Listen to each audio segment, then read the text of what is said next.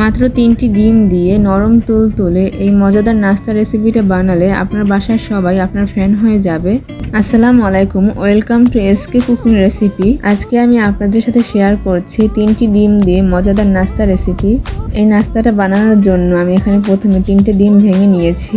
এই নাস্তাটি বানানোর জন্য ডিমের সাদা অংশ থেকে কুসুমগুলো আলাদা করে নিতে হবে। আপনারা যারা যারা আমার ভিডিওটি এখন পর্যন্ত দেখতেছেন কিন্তু এখন পর্যন্ত লাইক দেন না, তারা অবশ্যই এটা লাইক করে দিবেন। আর যারা আমার চ্যানেলটি সাবস্ক্রাইব করে পাশেই আছেন তাদেরকে অসংখ্য ধন্যবাদ। আর যারা এখন পর্যন্ত আমার চ্যানেলটি সাবস্ক্রাইব করেন নাই তারা অবশ্যই এটা সাবস্ক্রাইব করে দিবেন।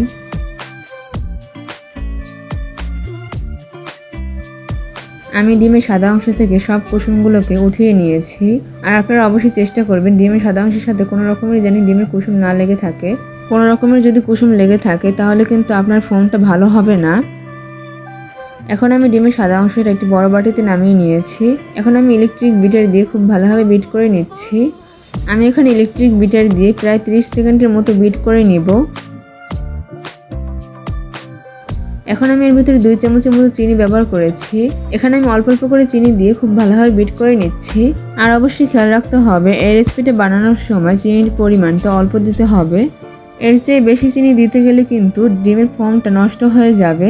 আর আপনারা এখানে অবশ্যই ডিমের পরিমাণ অনুযায়ী চিনি ব্যবহার করবেন।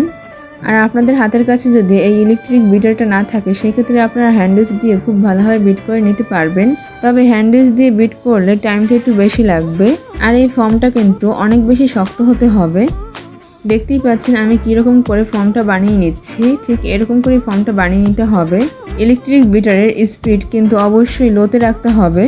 হাই স্পিডে দিয়ে যদি এই ফর্মটা তৈরি করা হয় তাহলে কিন্তু এই ফর্মটা নষ্ট হয়ে যাবে। আমি কিন্তু আপনাদের মাঝে এই রেসিপিটা টিপস সহ বানিয়ে দেখাচ্ছি।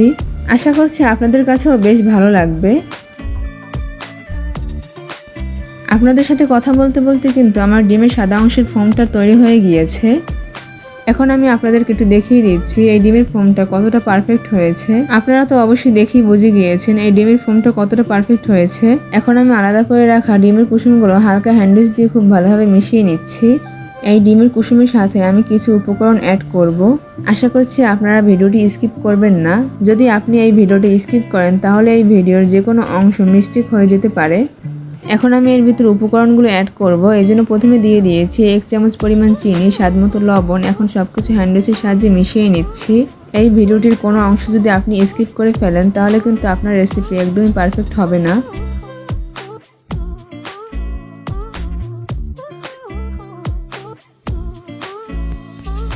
ডিমের কুসুমের সাথে চিনিটা খুব ভালোভাবে মিশে গেলে এর ভিতরে দিয়ে দেব 2 চামচের মতো আটা।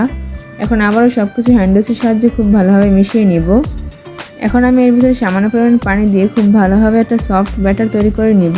আমি যেখানে পানিটা ব্যবহার করেছি এটা নর্মাল টেম্পারেচারের পানি, এখানে গরম পানি ব্যবহার করা যাবে না। এখানে গরম পানি ব্যবহার করলে তাহলে কিন্তু ডিমের কুসুমটা একেবারে জমে যাবে। হ্যান্ডউইচের সাহায্যে খুব ভালোভাবে মিশিয়ে নিয়ে সফট একটা ব্যাটার তৈরি করে নিতে হবে। আর এই নাস্তাটা যেমন বানানো সহজ ঠিক খেতেও অনেক মজার হয়।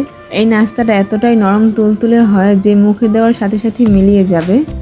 এখন আমি একটি ফ্রাই প্যানে সামান্য পরিমাণ তেল দিয়ে খুব ভালোভাবে টিস্যু দিয়ে মুছে নিয়েছি। ফ্রাই প্যানটা গরম হয়ে যাওয়ার পর আমি এর ভিতরে দিয়ে দিয়েছি আগে থেকে মিশিয়ে রাখা ডিমের কুসুম। এখানে আমি ডিমের কুসুমের অর্ধেকটা পরিমাণ ব্যবহার করেছি। ডিমটা চামচের সাহায্যে খুব ভালোভাবে ছড়িয়ে দিয়েছি। ডিমটা হালকা ভেজে নেওয়া হয়ে গেলে এর উপরে দিয়ে দিচ্ছি আগে থেকে বিট করে রাখা ডিমের সাদা অংশ।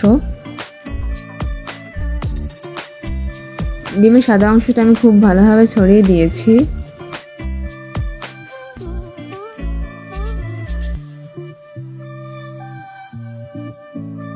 এখন আমি এটা ঢেকে রেখে দিচ্ছি প্রায় 1 মিনিটের মতো।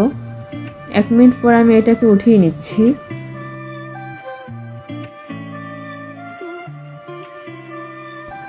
আমি এখন এই নাস্তাটাকে ফ্রাই প্যান থেকে উঠিয়ে নিচ্ছি।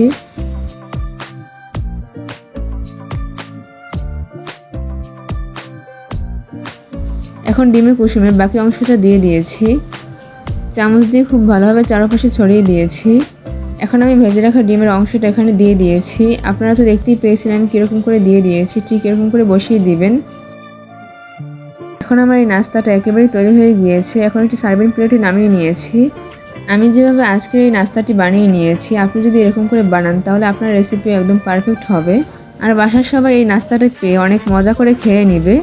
যারা যারা এতক্ষণ পর্যন্ত আমার রেসিপিটির সাথেই ছিলেন তাদেরকে অসংখ্য ধন্যবাদ ধৈর্য সহকারে আমার রেসিপিটি দেখার জন্য। কেমন লেগেছে আমার আজকের এই ডিমের রেসিপিটা অবশ্যই আমাকে কমেন্ট করে জানাতে ভুলবেন না। এখন আমি আপনাদের সাথে একটু কেটে শেয়ার করছি ভেতরটা কেমন হয়েছে।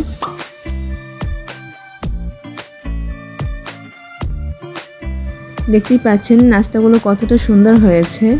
তাহলে আজকে এত সহজ ডিমের নাস্তা রেসিপি আপনাদের কাছে কেমন লাগলো অবশ্যই আমাকে কমেন্ট করে জানাতে ভুলবেন না। আর একটা লাইক করে সাবস্ক্রাইব করে পাশেই থাকবেন। আবারও দেখা হবে অন্য একটি নতুন রেসিপি নিয়ে। তাহলে আজকে এই পর্যন্তই। সবাই ভালো থাকবেন, সুস্থ থাকবেন। আল্লাহ হাফেজ। আসসালামু আলাইকুম। দয়া করে আপনারা খাবার নষ্ট করবেন না। Please don't waste food.